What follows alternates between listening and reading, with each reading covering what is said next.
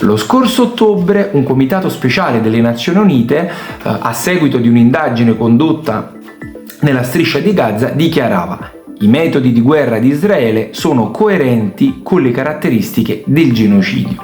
In pratica l'ONU ha ammesso nero su bianco che Israele sta commettendo un genocidio.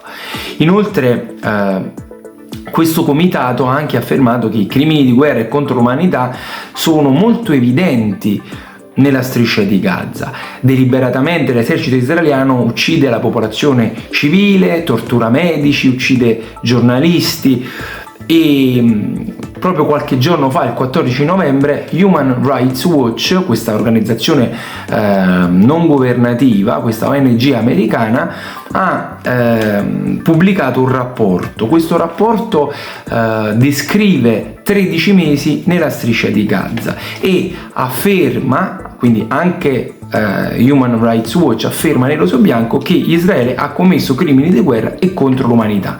In pratica, in questo rapporto viene spiegato in maniera molto chiara come Israele uccide la popolazione di Gaza.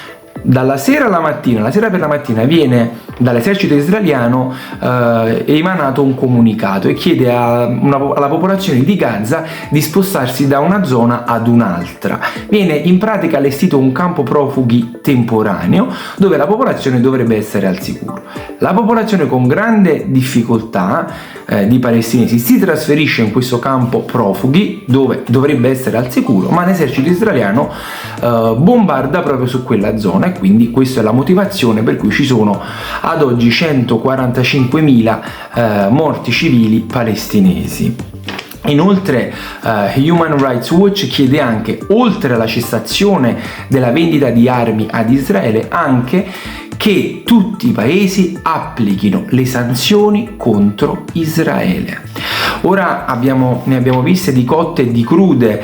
Israele è accusato dal Sudafrica di genocidio per 2 volte. La Corte internazionale di giustizia, il tribunale più importante dell'ONU, si è espresso in maniera molto dura contro Israele, intimando allo Stato ebraico di smetterla con questi comportamenti perché sono in linea con la definizione, diciamo, di genocidio oppure quantomeno di crimini contro l'umanità. Israele continua in maniera impunita, come al solito, a continuare invece a perpetuare i propri comportamenti. E mentre in Italia sembra tabù pronunciare la parola genocidio e abbinarla ai comportamenti di Israele, sono praticamente tutti gli attori che sono nell'area a constatare che invece il comportamento di Israele sia un comportamento che praticamente ha veramente a che fare con crimini di guerra e contro l'umanità. Lo ha detto Amnesty International, hanno denunciato questi comportamenti di Israele Medici Senza Frontiere, Human Rights Watch, finanche il Papa proprio l'altro giorno ha affermato che si deve assolutamente andare a Gaza a capire se c'è in atto o meno un genocidio. Quindi io penso che la realtà sia sotto gli occhi di tutti. Voglio concludere questo video ripetendo ancora una volta le parole che ha pronunciato il comitato speciale dell'ONU. Ripeto, sono parole dell'ONU di ottobre del 2024. I metodi di guerra di Israele sono coerenti con le caratteristiche del genocidio.